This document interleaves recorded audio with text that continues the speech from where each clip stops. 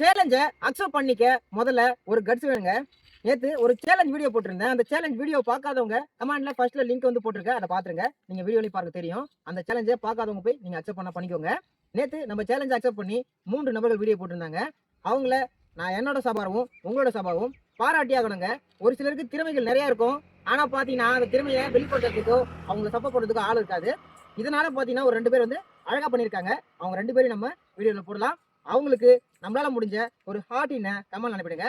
முதல்ல பாத்தீங்கன்னா நம்மளோட தீயணைப்பு வீரர், அதாவது ஒட்டஞ்சத்திர நிலையத்தை தந்த ஜான் பிரிட்டோ, அவர் உடல் வலிமை பாருங்க.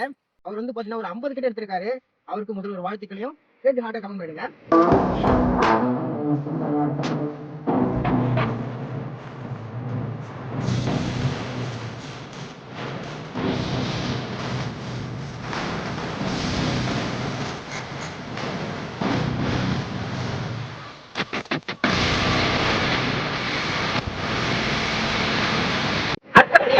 ஒரு தம்பி, அதாவது காலேஜ் படிக்கிற பையன், அவனோட ஐடியை மென்ஷன் பண்றேன்.